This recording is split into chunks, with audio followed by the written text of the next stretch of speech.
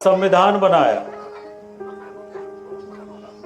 और डॉक्टर अंबेडकर साहब का सपना था कि सामाजिक समरसता हो, सामाजिक समानता हो, सामाजिक न्याय हो। इस विचार को, इस सिद्धांत को लेकर उन्होंने भारत का संविधान बनाया और भारत का संविधान आज दुनिया का सबसे अच्छा संविधान अगर कोई है तो वो भारत का संविधान।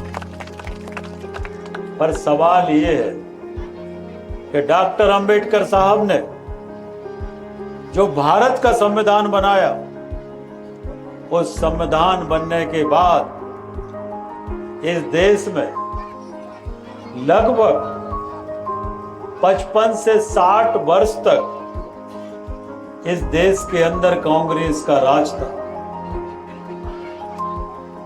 पर उस 55-60 साल में डॉक्टर अंबेडकर साहब के सपनों का एक भी काम भारत के अंदर नहीं हुआ। अगर डॉक्टर अंबेडकर साहब के सपनों का काम किसी ने किया इस देश के अंदर, तो वह भाइयों बहनों भारतीय जनता पार्टी। भाषण कोई कुछ भी दे, पर यह वास्तविकता है।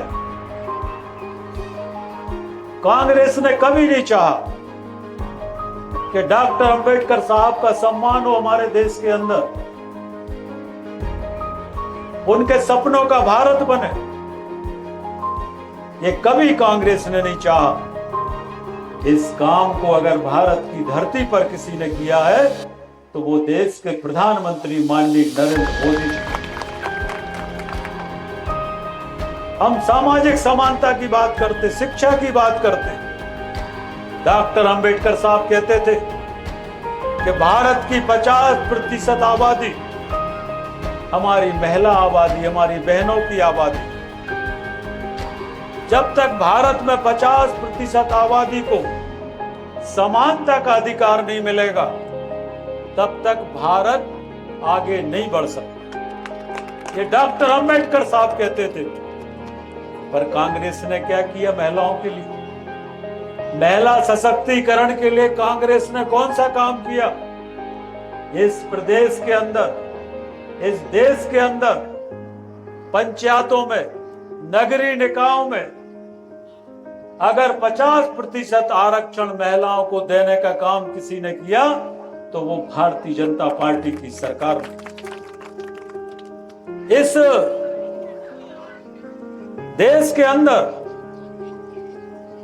बाबा साहब का जो सपना था कि बहनों को समानता का अधिकार मिले, उस काम को देश के प्रधानमंत्री माननीय नरेंद्र मोदी ने नारी शक्ति वंदना अधिनियम के माध्यम से भारत की संसद में, भारत की विधानसभाओं में अब 33% का आरक्षण हमारी बहनों का होगा। यह अंबेडकर साहब का सपना था, जिस सपने को पूरा करने का काम नरेंद्र मोदी जी ने किया। अब जो चुनाव होंगे, उस चुनाव में 33% बेटियां विधायक और सांसद बनेंगी।